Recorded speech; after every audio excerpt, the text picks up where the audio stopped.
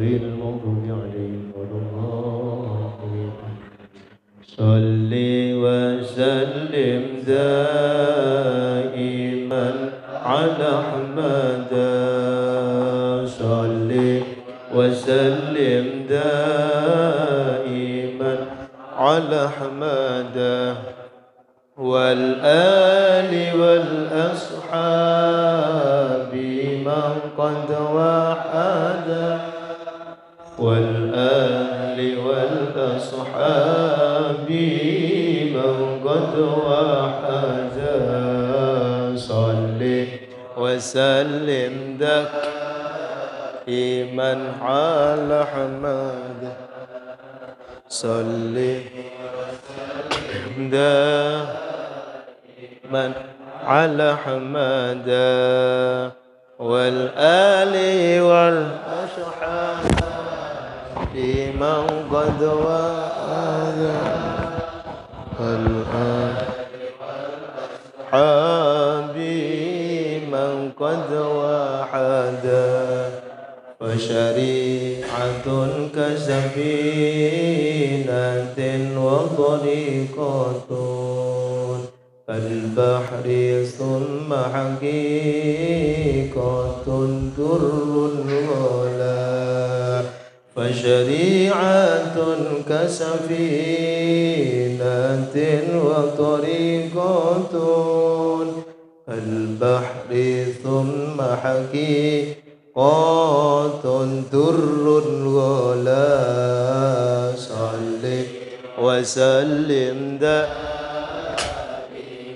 على حمد، صل وسلم دائما على حمد والآل والأصحاب من قد وعد، والآل والأصحاب من قد وعد. Bismillahirrahmanirrahim. Alhamdulillahi rabbil alamin wa bihi nasta'inu ala umuri dunya waddin. Wassalatu wassalamu ala asyrafil anbiya'i wal mursalin wa ala alihi haqqa qadrihi wa miqdarihil azim. Ashhadu an la ilaha illallah wa ashhadu anna Muhammadan abduhu wa rasuluh. Subhanaka la ilma lana illa ma 'allamtana innaka antal alimul hakim. Jamaah Majelis Taklim Sirrul Asrar dan Fathul Qarib yang sama-sama dimuliakan Allah, wabil khusus Ahinal Karim Habib Fatir Al-Hamid, Ustaz Narti, para sesepuh yang hadir, yang selalu istiqomah menghidupkan majelis ilmu di saat orang-orang kadang-kadang sudah tidak peduli dengan ilmu yang mengantarkan kita menuju Allah Subhanahu wa ta'ala. Suka tidak suka, mau tidak mau, kita akan menghadap Allah. Suka tidak suka, mau tidak mau, bisa tidak bisa, senang tidak senang, kita akan menghadap Allah Subhanahu wa ta'ala. Nah, bagaimana persiapan kita menghadap Allah, sang rajanya raja ini? Kalau surat Fatihah menyebut Maliki Yaumiddin. Jadi saya katakan rajanya raja ini ya karena ya Allah itu persifatan dalam surat Fatihah itu Maliki Yaumiddin. Ada yang baca Maliki Yaumiddin, ada yang baca Maliki Yaumiddin. Nah, bagaimana kita yang akan menghadap rajanya raja. Yang mau tidak mau kita akan menghadap. Ngadep Pak Rektore segerogi. Wis bingung lah, ngene lah ngene. Ngadep kepala dinas bingung, ngene kah ngene. Apalagi ngadep presiden, lah. Niki mau ngadep Gusti Allah. Bagaimana ini kita ini nanti kelak? Ditanya bagaimana sholatmu, gak bisa jawab. Bagaimana puasamu, gak bisa jawab. Bagaimana zakatmu? Niki tenan lho, mboten zakat tok niku. Zakat meneh iku buat. Kula niku nek ngomong bab zakat itu zakat meneh Ustaz, ngelingno terus. Ya memang belum dikasih saya kok. Tak ingatkan terus lah. Lho nggih niku saestu. Salatnya kita bagaimana? Wah, gak ngerti Gusti. Mbah pokoknya salat. Terus zakatmu bagaimana? Terus puasamu bagaimana? Tanggung jawabmu sebagai suami bagaimana? Tanggung jawabmu sebagai apalah kita? Kullukum ra'in wa kullukum mas'ulun an ra'iyati. Nah, ini standar operasional prosedurnya itu fikih yang bisa jawab. SOP-nya itu yang bisa menjawab pertanyaan-pertanyaan yang akan kita bawa menuju Maliki Yaumiddin niki. Ya, kalau bos kita misalkan kita bawaan punya bos kan, kalau kerjaan paling ditanya, "Ye, hasilnya, terus tadi bagaimana auditnya, terus kamu masuk jam berapa," kan begitu. Itu kita aja kalau punya cacat telat berapa kali tidak sesuai dengan SOP itu grogi, Pak. Duh, pecat. Iya. Wah, mati ya. Hanya karena ada sisi, ya artinya ini sisi dari kita, walaupun sisi Allahnya itu Ar-Rahman Ar-Rahim. Artinya Allah itu memang betul-betul Maha Ar-Rahman, Maha Ar-Rahim. Itu sisi Allahnya. Tapi sisi kitanya, ya sebagai hamba yang bertanggung jawab, ya kita haruslah SOP-nya, standar operasional prosedur untuk bertemu dengan Allah itu pertama yang harus kita betul-betul pegang itu ilmu syariat. Ilmu syariat. Jenengan taskhih ke kiai-kiai mana? Pertama yang wajib atau standar operasional prosedurnya atau nilai dasar amaliyahnya kita itu adalah syariat. Makanya fasyariatun kasafinatin. Syariat itu seperti perahu. Jadi ketika kita mau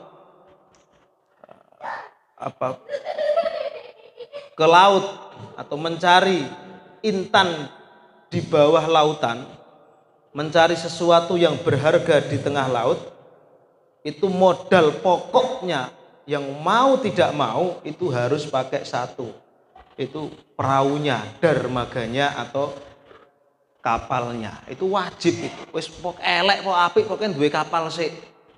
Fikihnya kita masih cacat, sholatnya masih berantakan, wudunya masih belum pas. Yang penting kita pelajari dulu, kita praktekkan dulu.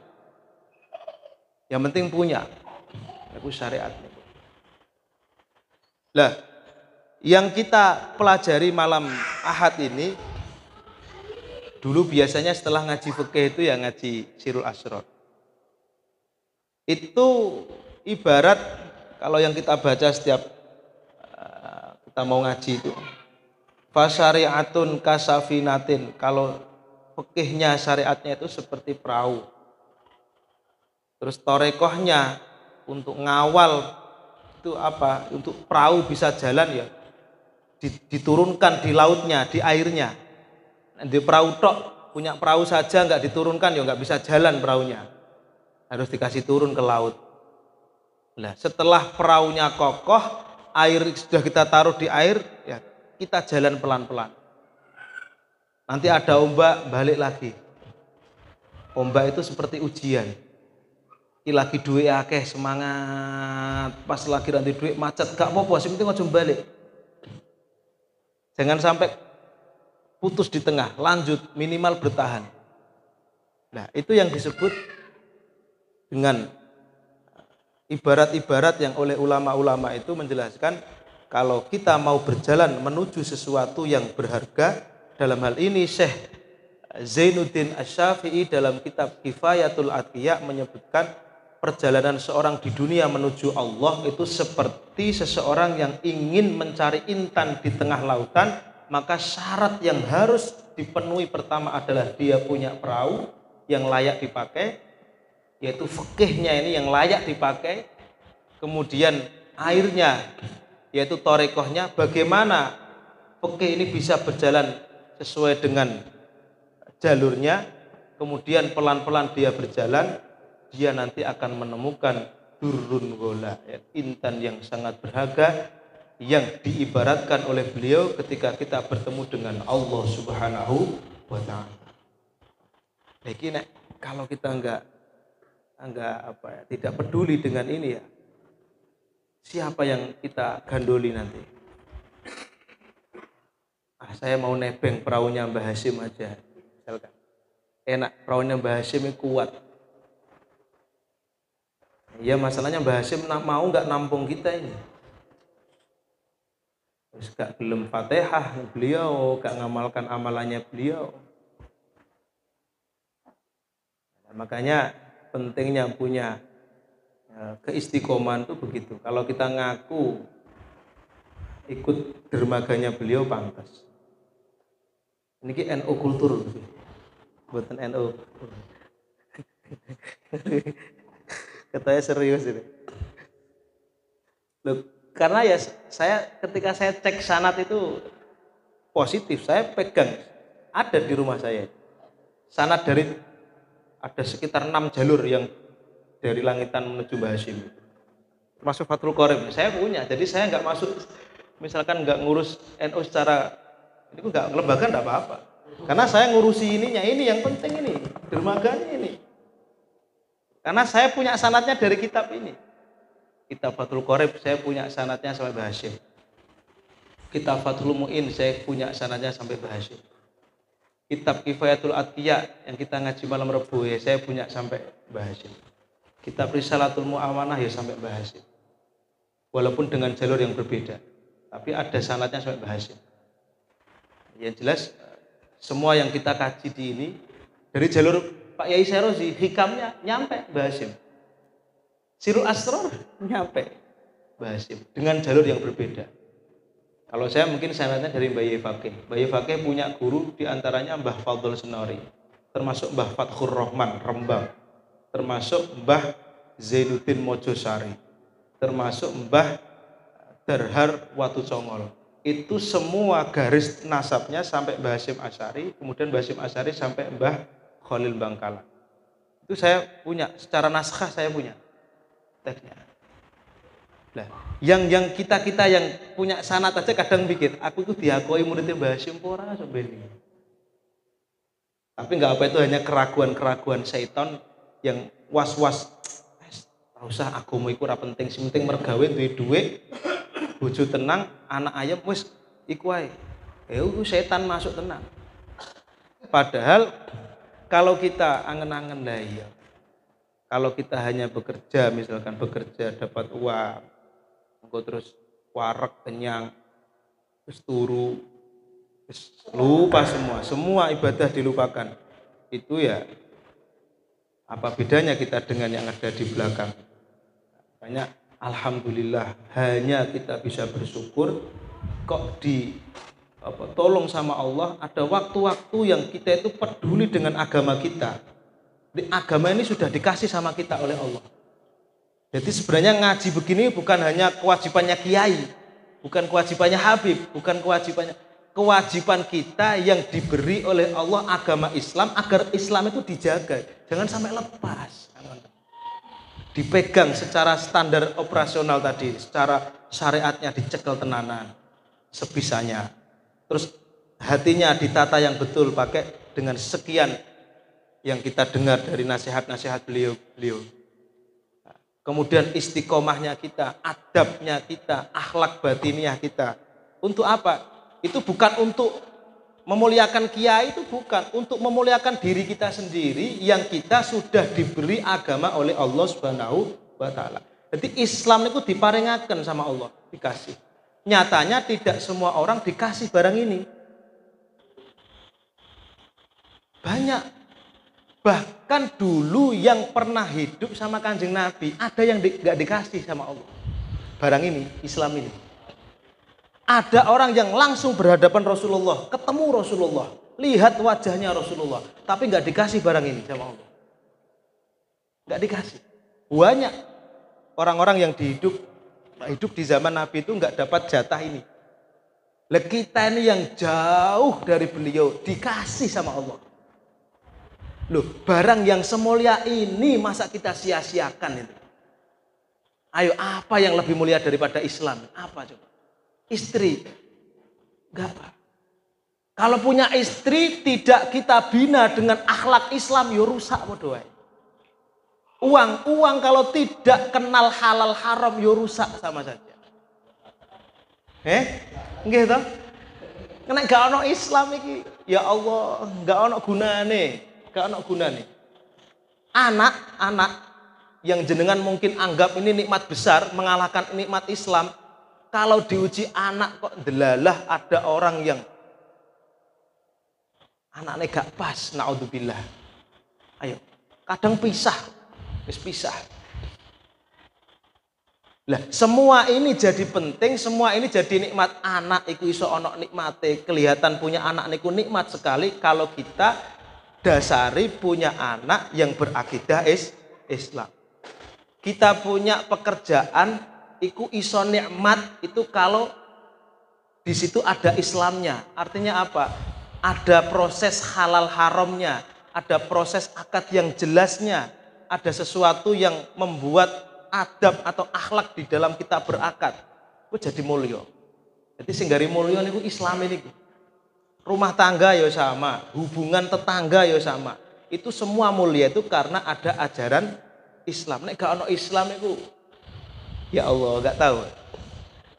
Nah, ini perlu kita itu. Sampai terakhir katanya beliau, mati kalau tidak dalam keadaan Islam, haba mansura. Tubuh kita ya jadi hilang, rohnya kita gak diterima sama Allah. Ayo. Nek gak Islam kan gak diterima sama Allah. Jasad kita positif ditubur, hilang. Sudah jadi tanah. Rohnya kita, roh itu kalau diterima oleh Allah syaratnya satu, Islam.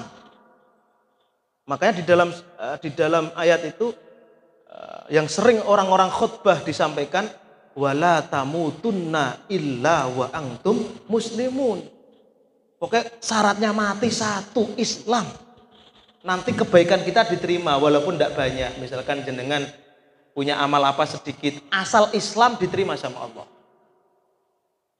Walaupun banyak tapi nggak Islam, ya nggak ada gunanya di mata Allah.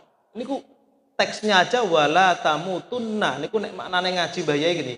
Ojo mati temen sira kabeh illa wa antum muslimun, kejaba sira kabeh ku wong Islam.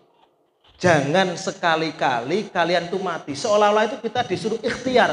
Jangan mati kecuali dalam keadaan Islam. Lah, di saat mau mati kata beliau, orang itu sudah nggak bisa ikhtiar, Pak. Paham nggih? Orang kalau sudah sakaratul maut itu sudah nggak bisa ikhtiar. Dia hanya bisa menjalankan aktivitas kebiasaannya. Lah, makanya niki lho, kanggo ngawal biar ayat niki betul-betul kita pegang. Islamku mulya banget. Wis niki dil-dilan. Islam niku mulya banget. Yang bikin Islam itu mulia, yang bikin Islam itu tidak mulia, itu bukan karena Islamnya nggak mulia, kitanya. Jadi Islam itu dari Allah diturunkan kepada malaikat Jibril, diturunkan kepada Nabi, itu barang yang sangat mulia. Dari Allah mulia. Sampai teks Qur'annya itu kan dari Allah. Begitu mulianya. Innad dina indallahil Islam. Gak ono agama yang diterima kecuali Islam. Sampai mati, jangan sampai mati dalam keadaan tidak Islam. Niku Islam. Lah, perintahnya di situ wala tamutunna. Jangan sekali-kali kalian mati. Ini dari Allah nih. Lah, masalahnya kita nggak bisa ikhtiar. Ketika mau mati itu nggak bisa ikhtiar. Gak enak. Wah, aku engko erek guring-guring nek mati tak Islam tak selawatan. Saiki nyantai-nyantai sik golek duit. Pas golek duit mati. Ayo. Nah, kan ngoten toh? Masalahnya di situ.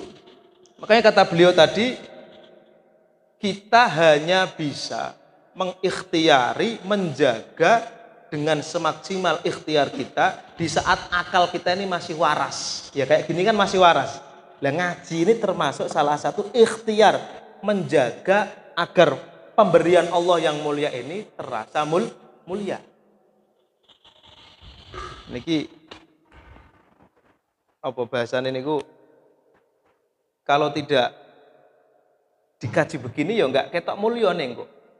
Sholat ya begitu. Sholat tuh kalau enggak dikaji secara ya fikihnya itu enggak kelihatan mulia. Ya kayak biasa-biasa. Sholat itu biasa. Nah, bagaimana yang kita sepakati bahwa Islam itu mulia?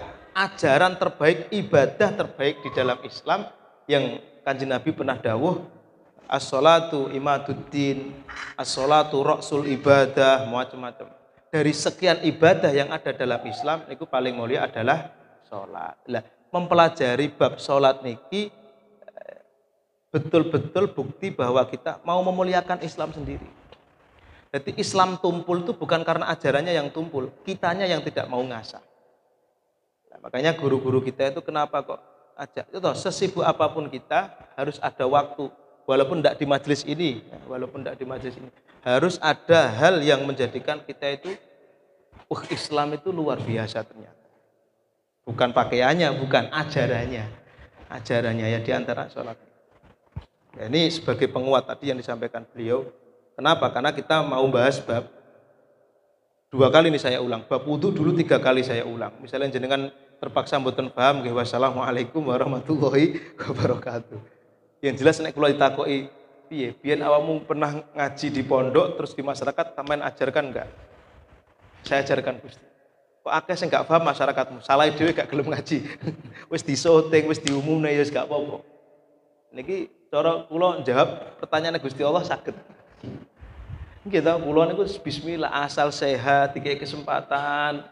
Ya wae kerja ya kerja, wae ngaji ya ngaji. Karena ya kerja iku perintahe Gusti Allah, ngaji iku nggih perintahe Gusti Allah. Kan ngoten dadi mengkene iku apa bahasane? Ya untuk tadi bagaimana kita itu akan menghadap Malik Yaumiddin. Gusti Allah kang moho nguasai. Malik itu yang menguasai. Yaumiddin dino kiamat. Jadi Gusti Allah dalam surat Fatihah itu kenapa dicantumkan sifat itu, kan sifatnya Gusti Allah kan banyak kan? Sifatnya Allah banyak. Di antara sifat yang tercantum dalam surat Fatihah yang mau tidak mau harus kita baca di saat sholat, niku sifatnya Allah Maliki Yaumiddin. Apa artinya Maliki Yaumiddin? Maliki iku zat kang ngeratoni, kang ngerajani, kang nguasai Yaumiddin dino kiamat. Jadi semua ini sowan Gusti Allah. Ana sing diterima, ana sing gak diterima. Sing gak diterima niku naudzubillah. Terus piye? Nek muslim niku diterima sama Allah.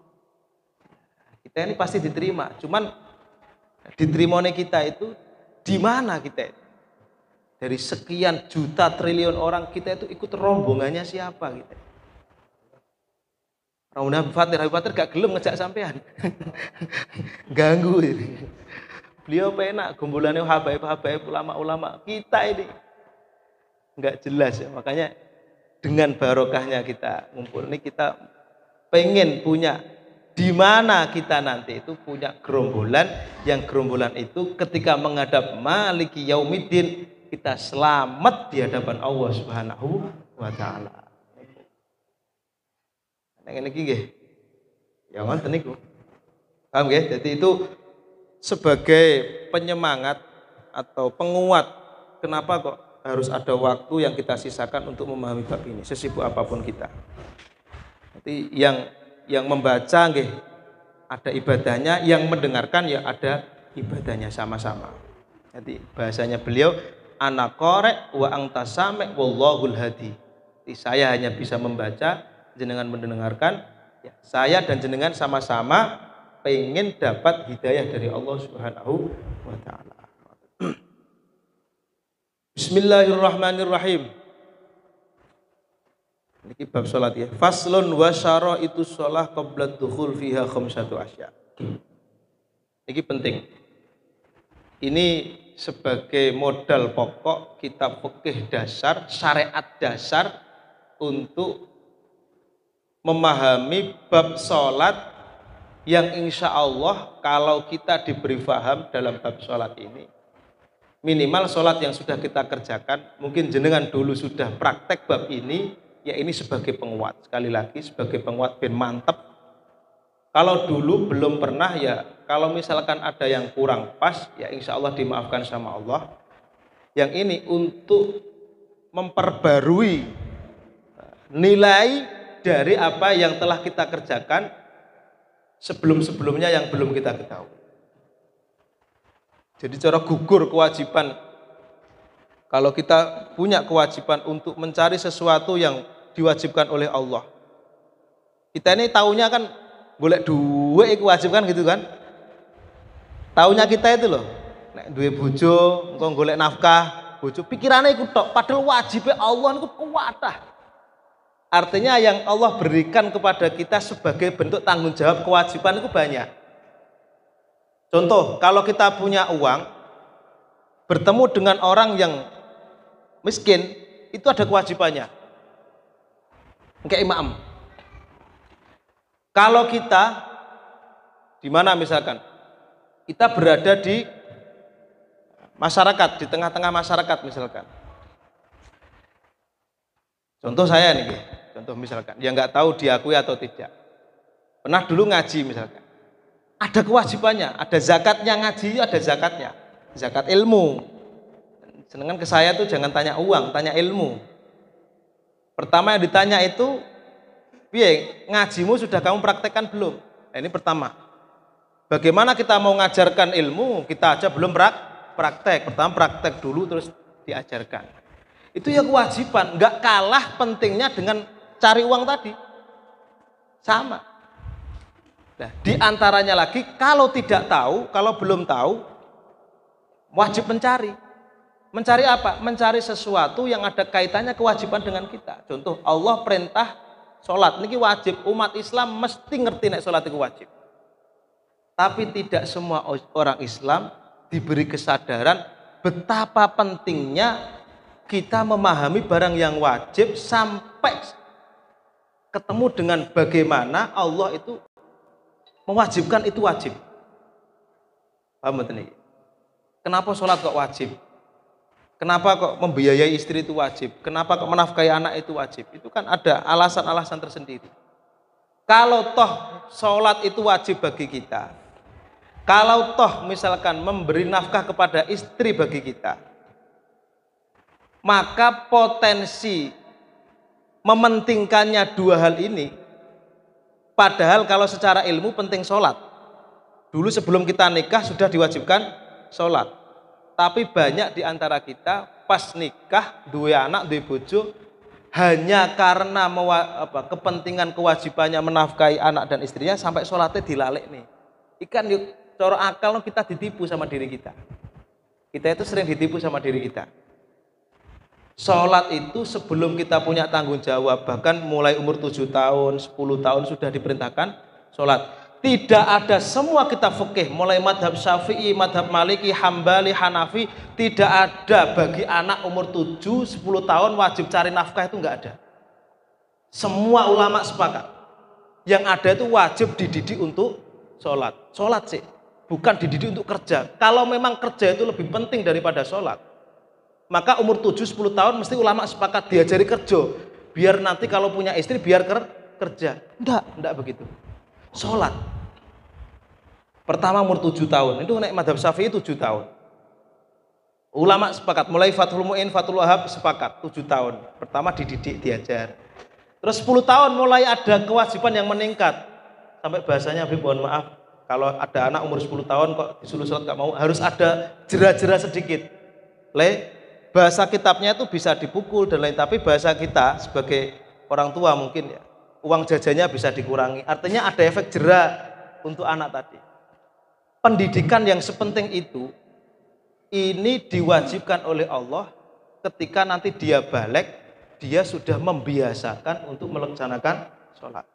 Ini menjadi aneh dan sangat aneh, yang dari umur sekian dididik sama syariat, sama Gusti Allah kon sholat, dilatih wong tuane kon sholat, dididik, dikasih takut. Kok nanti dia punya istri, sampai dia punya kewajiban baru mencari nafkah, kok mencari nafkahnya dipenting-pentingkan dengan catatan ya, dengan catatan, mohon maaf, sampai ninggal sholat yang oleh Allah disuruh menjaga mulai dari kecil. Oh gak ono perintah belajar kerja mulai, gak ada. Wajibnya kerja itu kalau sudah menikah. Ini ku sepakat. Makanya santri-santri ku kerjanya nek bar nikah. Kalau tuh ada santri yang kerja sebelum nikah itu ya masuk, tapi nggak terlalu gitu. Memang kita dididik begitu. Wajibnya menafkahi istri itu sebelum punya istri atau setelah?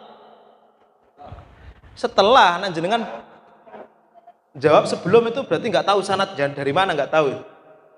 Nah, ulama semua sepakat wajibnya menafkahi menafkahi istri itu kalau sudah punya istri. Wajibnya menafkahi anak kalau sudah punya anak. Lo gak duwe bojo, gak duwe anak, kok golek nafkahi kanggo sapa? Bukan berarti dosa, tidak. Oh berarti saya nggak boleh bekerja Pak Ustadz? Bukan. Artinya apa? Wajibnya mencari nafkah, ya kan? Mencari nafkah buat istri, mencari nafkah buat anak, itu tidak ada di dalam kitab fikih. Ini ajarannya Kanjeng Nabi itu tidak ada yang dilatih sebelum nikah, itu nggak ada ajarannya. Semua ulama niki, monggo nek jenengan ngaji ten pundi kula wani debat niki. Tapi nek kewajiban sholat, durung wayahe sholat itu dikongkon sholat sih, kon nglatih sih. Paham mboten niki maksudnya? Tak ulangi lagi ben paham. Dari sekian wajibnya Allah, artinya kita sebagai hamba pengen tahu di mana saya diwajibkan Allah, saya harus seperti apa di dalam menjalankan perintah di dunia ini sebagai hamba Allah yang baik, harus seperti apa? Kan harus mengenali kemauannya Allah kayak gimana. Kan begitu. Nek pengen selamat, pengen jogo Islam niki selamat, apa sih yang diinginkan oleh Allah? Nah, Allah ini punya sesuatu yang oleh hambanya wajib dikerjakan.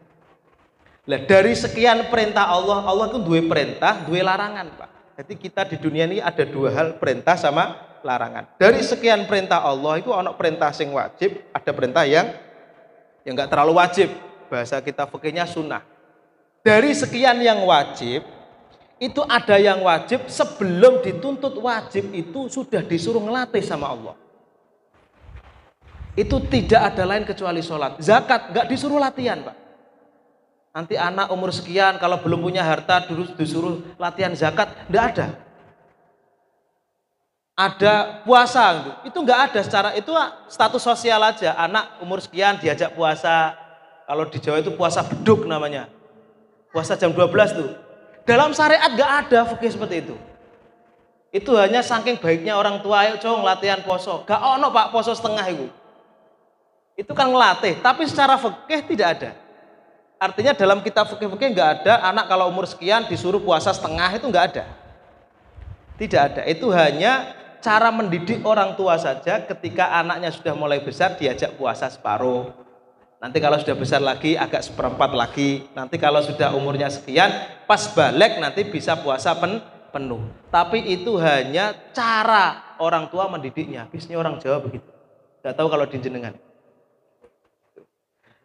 Tapi itu di fikih nggak ada, di fikih nggak ada, di kitab syariat nggak ada. Apalagi bahasan masalah kerja nggak ada. Nanti umur 10 tahun dilatih bekerja, ya cocok-cocok tanam. Biar apa? Biar nanti kalau menikah dia bisa bekerja. Nggak ada begitu, nggak ada. Yang ada hanya satu, sholat.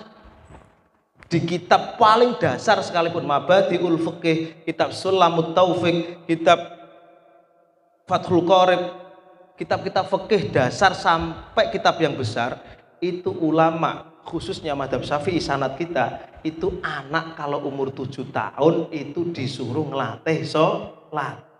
Nanti kalau umur 10 tahun, padahal belum wajib Pak, wajibnya itu balik itu bisa 13 tahun sampai 15. Disuruh ngelatih terus sampai 10 tahun, dikon ngelatih sampai ada efek jerahnya. Ini syariat Kanjeng Nabi yang dawuh. Jadi bahasa redaksinya Kanjeng Nabi ini malah disuruh mukul, cuman mukul yang tidak membahayakan. Bahasa kita memukul itu substansinya adalah memberi efek jerah. Bisa, Cung, kalau kamu nanti nggak sholat, uang sakumu saya kurangi, Cung, ya. Itu anak sudah takut biasa. Kalau dikurangi nggak takut, ya cari apalagi lah yang bisa memberi efek jerah. Agar apa? Ketika dia umur 13 sampai 15 tahun sudah membiasakan sholat. Yang dikawal dari umur 7 tahun, 10 tahun sampai 15 tahun kok bisa hilang di saat kita mengerjakan kewajiban cari nafkah untuk anak dan istri. Ini mohal. Artinya ketika orang sibuk mencari nafkah karena dia alasan saya punya anak, Pak, saya punya istri. Nah, sibuknya sih boleh saja sibuk dari pagi malam siang boleh. Yang tidak boleh sampai lupa meninggalkan sholat. Ini sing mboten tenang. Artinya sampai sibuk terus ninggal subuh, ninggal duhur, ninggal asar, ninggal maghrib, gak sholat hanya karena sibuk mencari nafkah. Ini logika kita nggak masuk, Pak. Akal waras gak tuh. Di mana? Nah, ini yang misalnya kok ketinggalan sholat karena tidur, ya wong tidur itu ora kena hukum, tapi ojo turu terus, maksudnya terus turu terus cuma gaya alasan. Jadi aku sering diatur, aku mau gak sholat turu, ya kualat turu. Kuaraken terus turu subuh tangi, alasannya ngaji ku barang ojo digaya alasan. Saya tidak pernah ngajari ngaji malam sampai malam terus telat sholat subuh, enggak ngajari, iku sampean tanggung jawabane Gusti Allah dhewe. Kok gak kurang ngajari. Ya tetep tak gugah nek omahku, nek ora tangi ya wis jar. Paham nggih? Itu pentingnya sholat. Artinya begini, kita bersyukur pada Allah ya, walaupun dengan kekurangan kita, dengan kita ini masih kekurangan. Saya sendiri masih kurang. Kalau nek bahas bab sholat, kalau terutama bahas bab wajib-wajib yang kaitannya dengan fikih, itu suweneng. Enggak bosen-bosen, suweneng. Mbok nongkrong biasa mawon kok ditanya bab fikih, tanya bab ini nggih seneng. Kenapa? Ya, yang kita lihat adalah bukan dianya yang tanya, tapi dia sedang menanyakan sesuatu yang dianggap penting oleh Allah Subhanahu wa taala. Sesuatu yang dianggap penting oleh Allah, yang menganggap penting ya jadi penting di mata Allah Subhanahu wa taala. Jadi yang kita lihat itu adalah iki perintah Gusti Allah masalah. Ini kita kok belum bisa menjalankan dengan sempurna, yaitu ya kembalikan ke diri kita. Kita ini ya penuh dengan kekurangan, kesalahan dan lain sebagainya. Tapi tetap bahwa hal yang semacam ini yang kita kaji ini hal yang penting. Siapa yang mementingkan sesuatu yang dianggap penting oleh Allah, maka dia dipentingkan oleh Allah Subhanahu wa ta'ala. Siapa yang menganggap penting sesuatu yang dianggap penting oleh Kanjeng Nabi, maka dia akan dianggap penting oleh Kanjeng Nabi. Sing gak penting dipenting-penting nih malah. Sing penting malah ditinggal. Ini kan repot. Ya tadi itu. Makanya kita di Jayapura ini niat bismillah ya kita cari nafkah, cari ma'isyah dengan dasar itu adalah perintah Allah Subhanahu wa taala. Tanpa mengurangi sedikit pun kewajiban kita menghadap Allah, yaitu sholat dan munajat kepada Allah Subhanahu wa ta'ala. Ya, Allahumma sholli ala Muhammad. Ben warem jenengan bahas ngenten iki terus penak. Iki cepet mawon. Nah, ini perlu diingat. Syaratnya sholat, syarat itu sesuatu yang harus dipenuhi sebelum sholat. Pokoknya jenengan difahami mawon, iso praktek gak unggu setelah ngaji iki dibahas. Penting kula sampai akan nek jenengan nggak paham bisa ditanyakan sambil ngobrol. Syarat itu sesuatu yang harus dipenuhi sebelum melakukan sesuatu. Sholat ini sesuatu. Kalau dulu ngaji mantek itu begitu, cara menggiring pembahasan atau pembicaraan agar plek terkena gitu. Syarat, ketika saya menyebut syarat dalam bab ini berarti berkaitan dengan sesuatu yang harus dikerjakan sebelum mengerjakan sesuatu. Sholat itu sesuatu. Sesuatunya berupa apa? Berupa perintah Allah pertama. Sholat itu perintah Allah. Sholat itu bisa disebut dengan bentuk ibadah. Sesuatu juga ibadah. Bisa bentuk ritual. Bisa disebut ritual dan macam-macam. Pokoknya sholat ini adalah sesuatu yang ini butuh pendukung sesuatu yang lain. Paham gak? Sholat ini adalah sesuatu yang diperintah oleh Allah, butuh sesuatu yang mendukung agar sholat ini menjadi benar, sholat ini menjadi pas, sesuai dengan aturan yang punya sholat. Siapa? Kanjeng Nabi Muhammad. Jadi Gusti Allah yang merintah sholat, yang bawa aturannya Kanjeng Nabi. Dari Kanjeng Nabi ke sahabat, dari sahabat ke tabiin, berikutnya sampai Imam Syafi'i sampai Mbah Hasyim Asy'ari sampai ke kita. Ini sudah saya potong sekian ini. Lah, dari perintah Allah yang dibawa oleh Rasulullah yang nyampe kepada kita ini butuh sesuatu yang dengan sesuatu ini sholat kita bisa benar dan pas. Apa itu? Ada 5. Nanti mau nggak mau ini sebelum sholat ini sebelum sholat. Jadi sebelum melakukan sholat 5 hal ini harus kita penuhi. Nah, mau nggak dicek masing-masing apakah sholat yang selama ini sudah pas atau belum. Kalau pas, alhamdulillah. Kalau belum pas, kita perbaiki. Yang dulu-dulu insya Allah dimaafkan Allah Subhanahu wa ta'ala. Pertama, kalau mau sholat, yang harus diperhatikan adalah toharatul a'dha'i minal hadasi wan najisi. Yang paling penting kalau mau sholat, kebersihan pakaian kita, kebersihan tubuh kita dari 2 hal. Ini penting. Ini nggak bahas masalah bagus atau tidaknya, nggak masalah jubah atau imamahnya, tidak masalah gamis atau sarungnya. Yang dibahas oleh syariat substansinya. Yang penting satu, yang kita pakai dan tubuh kita harus bersih dari 2 hal.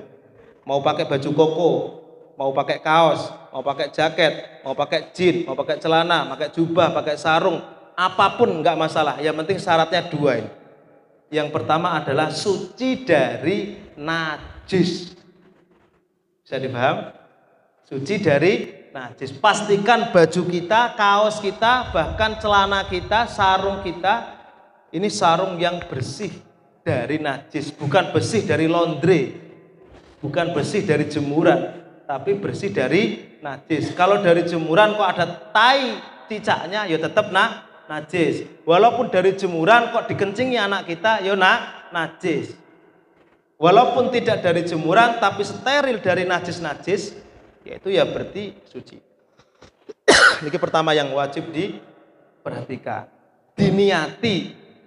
Kalau misalkan agak ribet ya, misalkan bab ini agak ribet, diniati, meribetkan sesuatu yang penting menurut Allah niku menjadikan kita dianggap penting oleh Gusti Allah. Bisa dipaham nggih? Kalau misalkan ngaji bab ini kok agak ribet ya, diniati urusan makanan saja, urusan pekerjaan saja kita mau ribetnya kayak gitu, masa urusan Gusti Allah kita nggak mau ribet? Padahal kalau kita niati meribetkan sesuatu yang dianggap penting oleh Allah, insya Allah kita juga dianggap penting sama Allah. Dan sebenarnya nggak ribet amat. Ribet itu kalau belum biasa.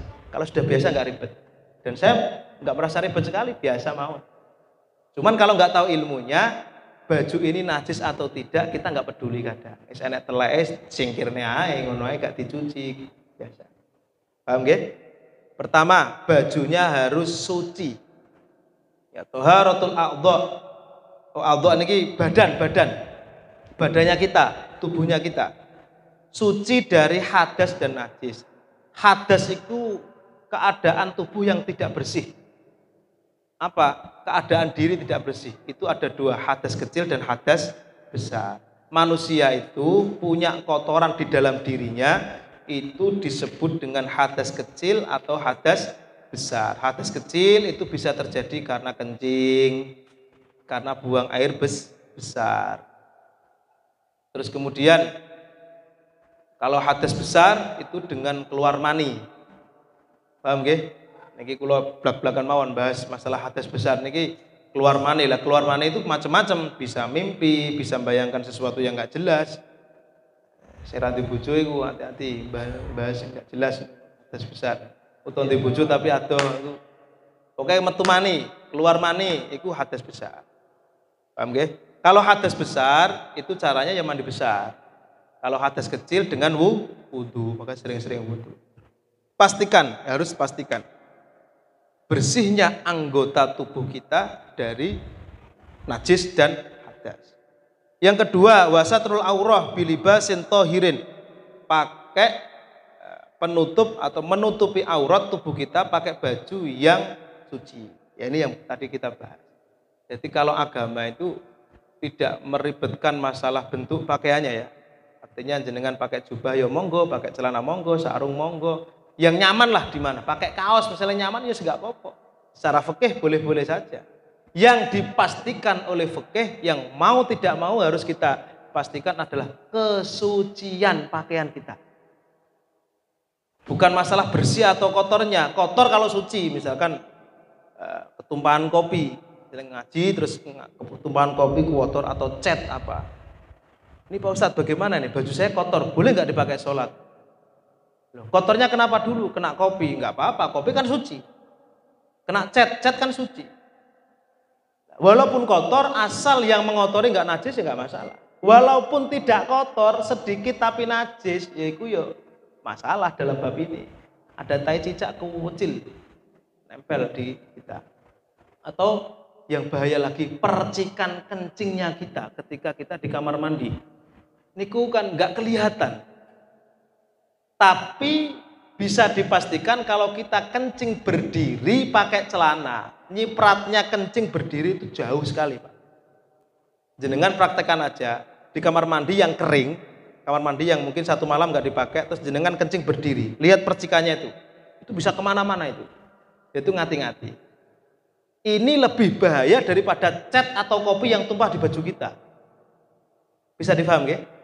Secara fikih, kopi yang tumpah di baju kita yang kotor atau oli yang kotor, minyak goreng, mangan gorengan karo saus, war, ono kecap, ono saus, itu dalam bab fikih tidak berbahaya. Artinya tidak jadi masalah. Walaupun bagi istri kita itu masalah.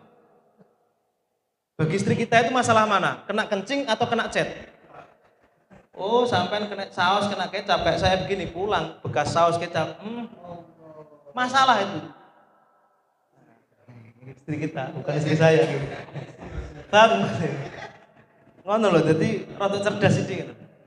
Dalam bab fikih itu kadang yang tidak kelihatan itu berbahaya dalam sisi syariat, yang kotor yang kelihatan justru malah tidak berbahaya. Kayak kopi tadi. Yang kencing niki ngati-ngati kencing niki kula terus sampai akan. Kalau kencing makanya pakai sarung itu enak, pakai sarung langsung disingkap ke atas buat gandul nguyuh ngadeg kalau gue insyaallah aman. Tapi syaratnya disiram semua ke pantat-pantatnya. Kalau habis buang air besar siram pantatnya. Sing rawan itu pakai celana yang celananya dilipat nggak sampai lutut. Niku bahaya. Artinya bahaya bagaimana? Secara fikih kita ada syarat yang cacat ketika mau sholat. Pakaiannya najis. Pak kok ribet? Ya pokoknya ribet eling-eling tadi. Sesuatu yang ribet karena Allah, insya Allah kita dipentingkan oleh Allah Subhanahu wa Ta'ala. Berikutnya, wal wuqufu ala makanin tahirin. Ini di tempat yang suci. Artinya ya tempat yang kita tempati untuk sholat pastikan harus suci. Kalau pakai sajadah atau pakai keramik ya pastikan ini suci. Kalau toh misalnya ada najis tapi ketumpangan sesuatu yang suci, contoh misalkan ini najis misalkan kan, atau najis terus kita bawa sajadahnya bersih suci itu nggak masalah. Yang penting sajadah itu termasuk sesuatu yang tidak bergerak ngikut gerakan kita. Kalau sesuatu itu kok ngikuti gerakan kita dan sesuatu yang bergerak itu ada najisnya, itu ya kita nggak boleh dikatakan membawa barang najis. Contoh yang ini mau didebatkan ya, saya siap aja di debat itu, tapi saya nggak mau debat, saya itu lebih peduli.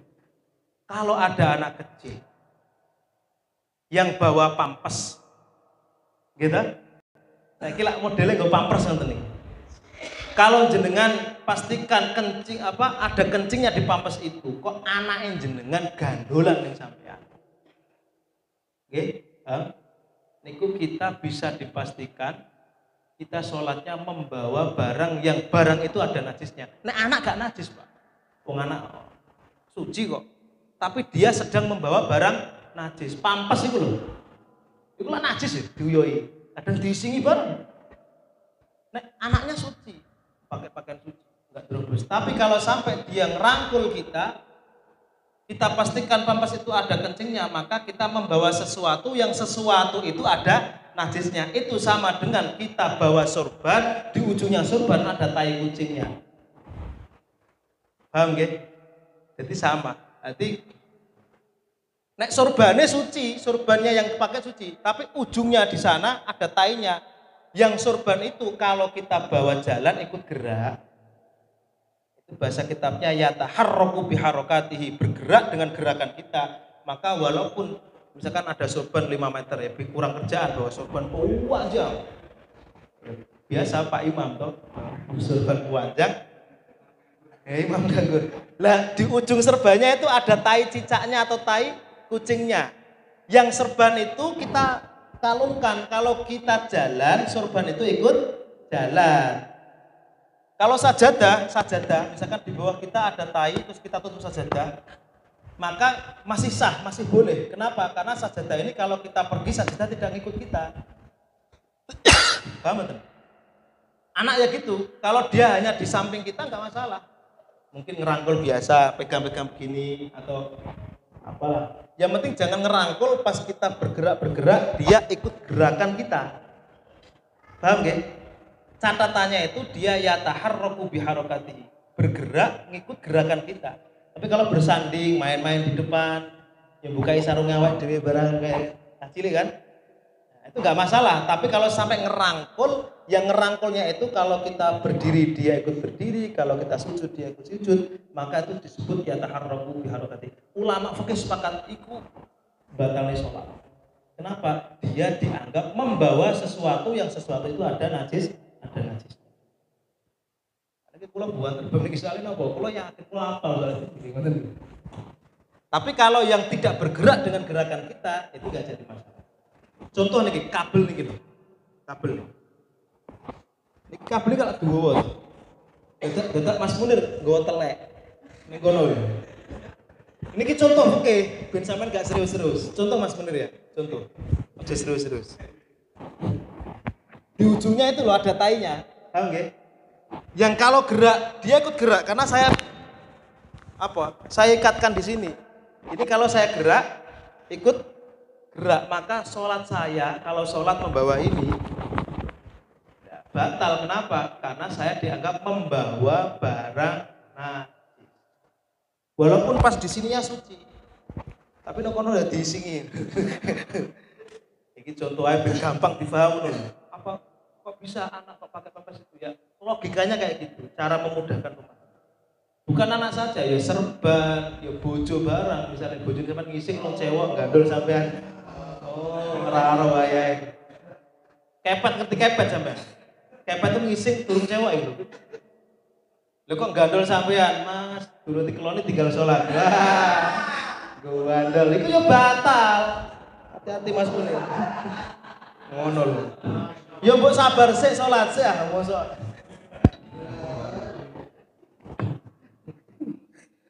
Ngaji fikih iku nek ngene jenengane serius. Pun paham nggih? Kita lanjut gitu lagi.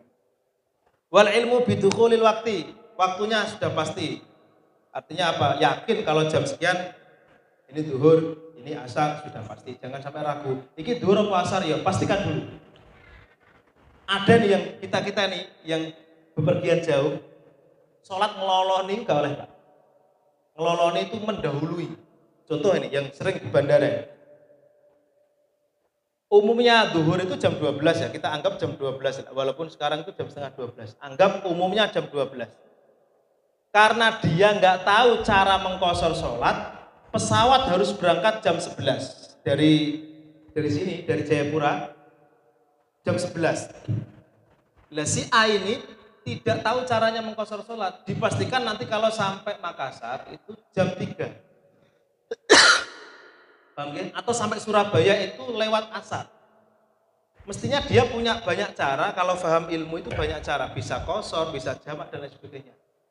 Akhirnya apa? Dia takut nanti nggak bisa zuhur, karena zuhur kan di pesawat. Karena sampai Surabaya jam 4. Di sini jam 11, di Surabaya itu misalnya setengah 5 ya, setengah 5.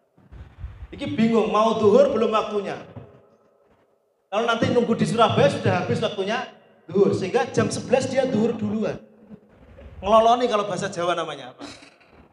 Itu nggak boleh, walaupun niatnya baik, gerakannya sholatnya pas, niatnya bener sholat duhur, tapi dia nggak tahu itu waktu sholat apa.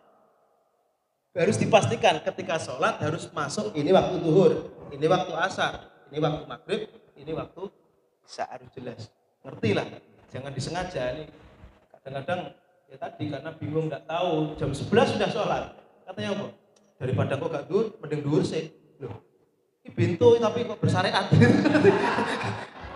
Ya bento kan? Ini goblok ini tapi bersyariat. Niatnya api. Daripada gak sholat, lu kan? Alasannya yang masuk. Daripada gak sholat. Lu sholat jam 11 sholat apa? Ya sholat duhur. Lu kan duhur masuk waktu nih. Lu itu sering terjadi. Dan itu ya bukan orang awam banget. Karena apa? Ya akibat tidak tahu caranya mengqasar dan menjamak. Hanya ya harus mending jamak takhir nanti di pesawat mungkin jam 12 anggap sudah masuk, sudah niat jamak takhir. Ya Allah, saya niat jamak takhir di Surabaya. Sudah tidur aman, kan? Kan enggak ribet agama nih. Enggak usah ngeloloni jam 11 salat ribet. Salah alasannya daripada enggak sholat. Ini namanya bento bersyariah. Salah. Nggih kan? Kalau dia tahu ilmunya, dia cukup nanti naik saja jam 12 pastikan atau jam 1 niat, ya Allah, saya niat jamak takhir. Sholat duhur di asar. Jamak takhir dok, sudah cukup. Saya niat sholat jamak takhir sudah cukup. Sudah tidur aja nanti sampai Surabaya jam 5 atau setengah 5 sholat duhur sama asar disolatkan bersamaan dalam waktu di sholat asar tadi. Boleh dikosor lagi. Sholat duhur 2 rakaat salam, lanjut sholat asar 2 rakaat salam. Kan gampang kan? Terus kalian nunggu maghrib karo rokokan, nanti maghrib sama isya dijamak lagi jamak takdim. Maghrib telu, maghrib di 1,5 sampai. Kacau kan sing takok Pak Ustaz, terus cara mengkosor gayane ya itu. Terus kalau mengkosor sholat maghrib itu bagaimana?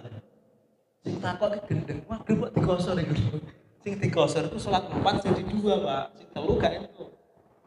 Takok nek subuh piye carane ngosor. Iku biyen ngajine gak khatam. Paham nggih? Tuh gampang. Nek ngerti ku gampang, Pak. Jamak takhir ku gampang. Jadi niku wal ilmu bidukhulil waqti. Terus yang ketiga, yang keempat yang kelima wastiqbalul kiblati, menghadap kiblat. Menghadap kiblat ini ada ulama yang ya sebenarnya nggak terlalu berdebat. Menghadap kiblat itu masuk rukun atau syarat. Karena begini, niat takbiratul ihram menghadap kiblat itu ulama berdebat. Niat takbiratul ihram dan menghadap kiblat ini yang duluan yang mana? Niat takbiratul ihram menghadap kiblat. Misalkan saya pas niat itu masih menghadap ke selatan, kan nggak sah. Atau takbir dulu baru niat, ya nggak sah. Ternyata ulama memberi pengertian itulah bedanya niat dan azam dan cita-cita itu di situ. Namanya niat itu ya bersamaan dengan sesuatu yang dikerjakan. Makanya dalam kitab fikih niat takbiratul ihram istiqbal kiblat menghadap kiblat itu bersamaan. Jadi kita niat bersamaan dengan takbiratul ihram itu harus bersamaan dengan kiblat. Bersamaan dalam waktu yang bersama. Walaupun secara fikih dihitung niat nomor 1, takbiratul ihram nomor 2. Tapi secara prakteknya itu bersamaan. Bisa difahami lagi nggih? Jadi menghadap kiblat, niat takbiratul ihram itu 3 kewajiban yang harus bersamaan. Dengan niat takbiratul ihram kok enggak menghadap kiblat ya salah. Dengan takbir dulu baru niat ya salah. Niat dulu baru takbir juga salah. Harus bersamaan. Itu yang disebut dengan niat muqtarinan bifi'il. Ini sudah satu pasal saya habiskan sekalian.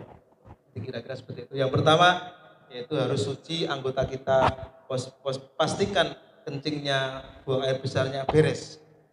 Najis itu ngati-ngati. Caranya bagaimana? Niat ini menjaga perintahnya Allah Subhanahu wa taala. Kemudian menutup aurat. Menutup aurat ini kalau laki-laki nih dari pusar sampai dengkul. Hati-hati sarungnya sing ahli rokok, sing ahli hisab buat dukhon. Sing bolong cilik-cilik niku lho. Pak Ustad, iki cilik Pak Ustad, tapi akeh. Apa ngomong batal sarunge yo bolong kabeh ngesane aku. Tapi tak kayak solusi ngene Pak, sampean salat sah tapi tambahi celana nang jerone sampean. Lah sarunge iku ahli hisab itu bisa bolong-bolong. Ciri-cirinya atau cara mengukur sarung saya ini bolong yang berbahaya atau enggak. Kalau ditaruh begini, kalau ada orang lihat putih dan hitamnya kulit kelihatan. Walaupun kecil, misalnya kok ngenten, terus didelok kulitnya kita itu putih atau hitamnya kulit kelihatan, itu sudah membahayakan. Terutama antara lutut sama pusat. Lah kula niki pernah praktek. Sarungku ya padha bolong kabeh. Tapi kula niku nek sadar, kalau sadar itu yang lubang itu bisa tak taruh depan. Jadi dia ketutupan lipatan. Jadi masalahnya ya depan sama belakang pas lubang. Jadi tak taruh depan, belakang kena, tak taruh dompet sebelah. Yang samping ini ya kena semua karena depan belakang. Di lipatannya itu kena. Akhirnya solusinya apa? Solusinya kita pakai handy plus. Kasih handy plus, kalau enggak pakai celana. Pakai celana yang apa itu agak panjang itu insya Allah aman. Kiranya seperti itu ya. Moga-moga jadi keterangan yang barokah, manfaat untuk kita semua, termasuk saya sendiri. Insya Allah niatkan, kalau misalkan ini kajian saya ulang-ulang, niatkan ini bentuk menganggap pentingnya kita sesuatu yang dianggap penting oleh Allah Subhanahu wa ta'ala. Hadhihi niyyah wa ala kulli niyatin shalihah. Al-Fatihah.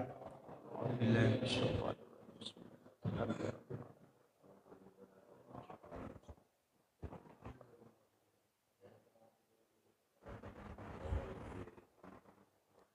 Hasbunallah wa ni'mal wakil, ni'mal maula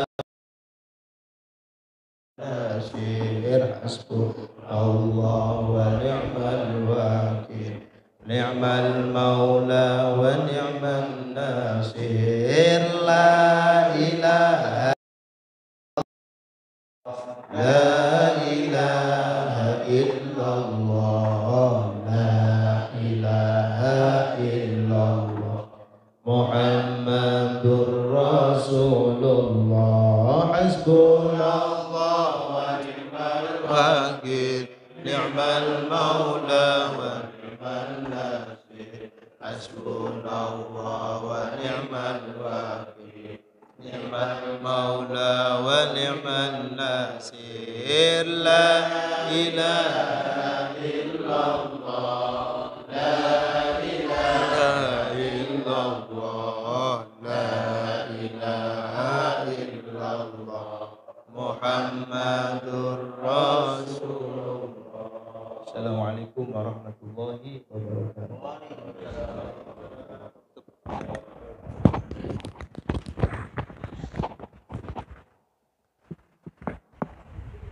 Maulana